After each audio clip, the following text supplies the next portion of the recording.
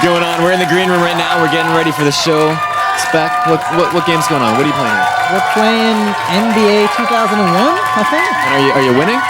I suck at video games, so I'm trying my best to win, but no. Hey, it's the effort that counts. Hanging out with Spek later on. Got a live performance from these guys, plus your top 10 requested videos of today. Today on Select.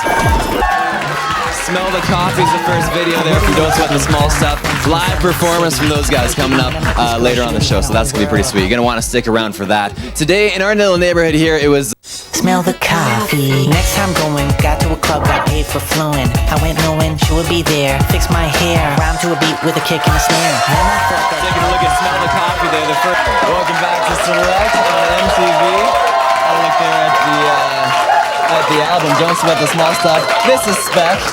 Hey, how you doing? Wicked performance, man. That was awesome. Thank you. Did you guys like that? You know what? I'm actually so excited to be here because it's my first time, it's my debut on MTV Canada over here, so I'm pretty excited to be here. Actually, I watch you guys all the time, so it's pretty cool to be here. I heard we're stoked to have you, man. I heard your mom actually watches quite a bit. Yeah, my mom true? watched a little segment a couple of weeks ago, so and she saw me on there, so she was just like, "Why didn't you tell me?" I was like, "I've been on tour for 6 weeks, you know." So you gotta call her. Make sure she's got the tape ready to record it. I know, that's the thing. You want to say hi? Hey, Mom. Mrs. Spek. How's it going? I like the track earlier. We were talking about hippies a lot. You're a hippie at heart. Well, kind of. I mean, the actual song wasn't really about being a hippie, but I kind of was aware that people would make that connotation. The song was really about contradictions because I kind of grew up in like the late 80s and the early 90s really molded my view and my taste in hip-hop music.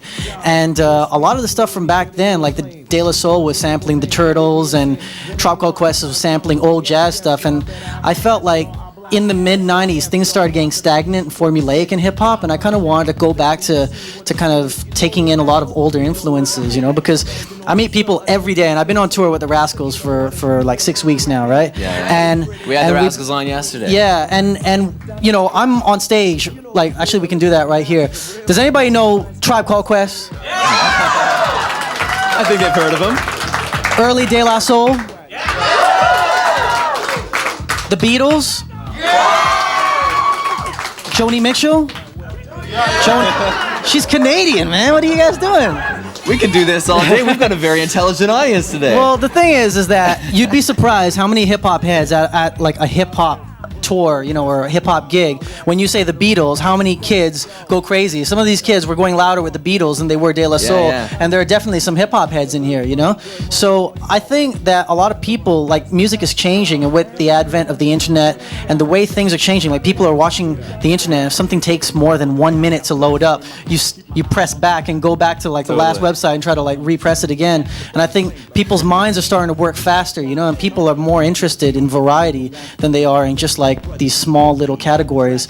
And that's kind of how I try to approach the music making process. I wanted to incorporate all these different influences into one record, and that's how Don't Sweat the Small Stuff came about. And that's what happened. Yeah. Well, it sounds awesome, man. Thanks, man. And well, thank you, Cloud. You know what?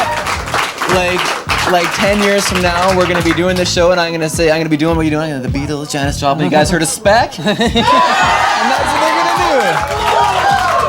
You're from Montreal, and you've been hanging out over Europe, doing lots of stuff over there, and now you're back. This is the big tour in Canada. Yep. How much fun is it to be back at home? It's been great. We've been touring. We toured Scotland with the Fun Loving Criminals. We've been playing with Nelly Furtado in the UK and the Spooks and a bunch of other people out there. So, you know, being back out here is actually amazing because I've been wondering, like, how people would react, you know, because it is kind of a hip-hop tour, and also at the same time coming back to Canada, I feel that there's probably more people like me than there are people who are not like me. Yeah. Although a lot of people get scared when they're approached with something new, and what I'm doing doesn't really sound like what everybody else is doing.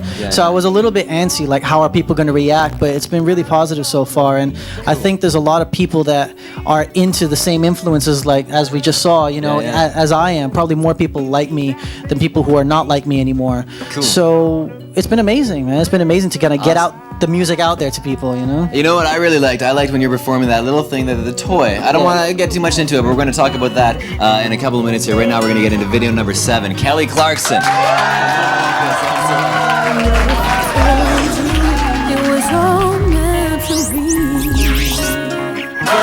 again, back over here to the West Coast.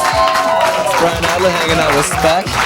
We were talking earlier about the toy. Now tell us what it is and how does this thing work? Okay, well, basically, it's like the millennium version of an old instrument called a theremin. So a theremin was an old instrument back in the day where it had these kind of weird wires, and a lot of old psychedelic groups used to use it. It's a proximity thing. The closer you would get, it makes all these kind of like weird, spooky sounds, right?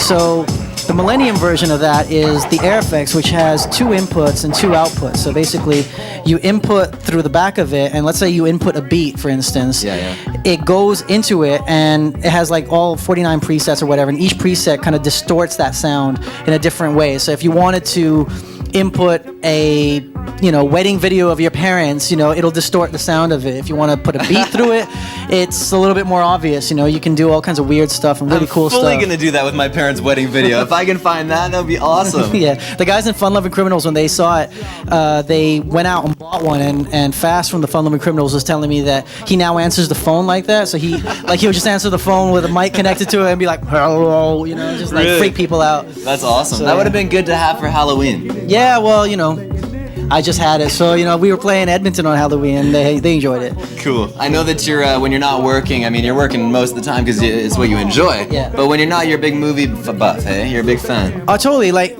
I like to think like of movies as a reference point for my music, because at the end of the day, music is art, or it should be at the end of it. Hopefully, and if all goes well. Yeah, but so like movies like The Graduate and TV shows like The Wonder Years were big reference points for me, because before I really discovered a lot of 60s music that really became a cornerstone influence for me building this record.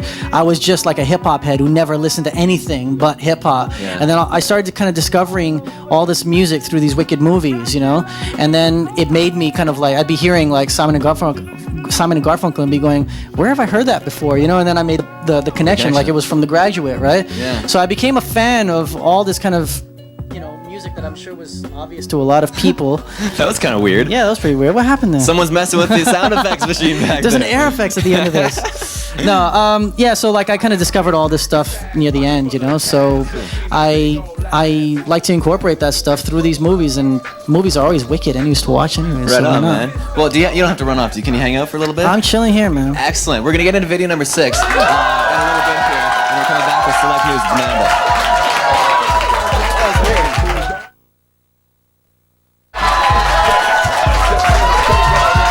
Welcome back to Select on MTV. DJ Method over there, keeping everybody jumping up and down over here.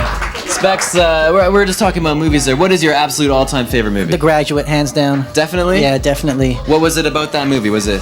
I think it was just like the whole coming of age thing, there was like a real sense of discovery of this young kid meeting a perverted woman, which is always nice. But no, I mean, I think it was just the sense of discovery of the whole movie. It made me feel like a little kid again, Cool. Right on. Well, I think we've got something else that'll make you feel like a little kid again. Cool. Select News.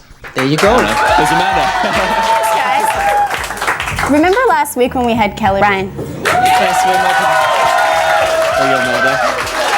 It's funny, she was talking about dolls there. Do you have any dolls at home? I don't have any You dolls. can admit it to us. We won't tell anybody. I know. I'd like to say, but I don't. I actually don't have any dolls. But when I was in the Dreamwares, we had our own comic book, so Really? that was pretty cool. Right on. That was pretty nice to see yourself in a weird comic book.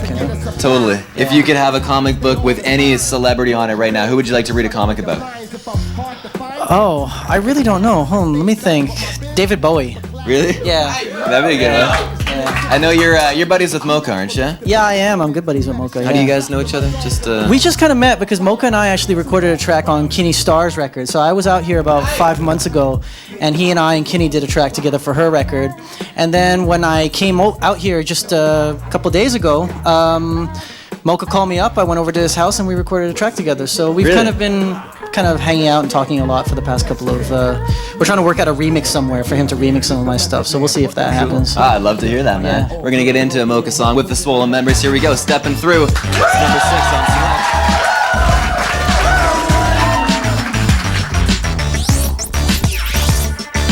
Y'all can do what y'all want to do. Just know that we're doing it the way you want to do. And back over to the West Coast here. I wanted to keep you up to date. By the way, remember yesterday I was telling them a story about how someone broke into here and sabotaged my computer by downloading things that they weren't supposed to be doing, and and everything got erased. I'm still looking into that. By the way, the investigation continues. I'll let you know as soon as I bust the culprit. Are you serious? I don't know. I don't know. Someone. It was probably me, but He's trying to defer the blame, people. It was really him. I figure that anytime you've got the ability to blame somebody else for something, you should. Yeah. Well, because it's a waste if you don't, right? Yeah, that's what I said. Do you do that? Do you take responsibility for your own actions, or you just sort of like to push them off to other people? Well, I've lately been managing myself, so I have to take responsibility for my own actions. So yeah. Good. Well, good for you. And it's been working out for you. You've been on tour, like you said, with the Rascalz, and things have been good. You guys been having a good time across Canada? Yeah, it's been great. I mean, I met those guys like when they were first starting out. When I was in the Dream Warriors, we played together. So it's been amazing actually to kind of, I've been out of this, I've been in the UK for 5 years, right? So just coming back now and seeing how many urban acts there are coming out of Canada. Friends of mine like Chaos and the Rascalz and Mocha and all these guys starting to come out. Choclair, really Cardinal, good. all these guys are starting to come up, and it's wicked, It's great. Totally. And you've got the gig going on in Montreal and in Ottawa at the end of November. Yeah, we're playing Ottawa. That's a headline gig, a Spek headline gig at Zaphod's in Ottawa on the 27th of November. And on the 30th of November, we're playing a free outdoor concert on Crescent Street with Treble Charge and the Rascalz. So come check us out. Cool.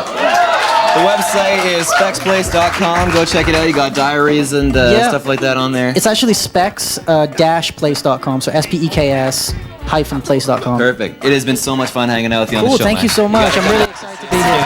We're going to get into Soundcheck with TLC. Check out a new song from them a little bit later on. And video number 5 is next.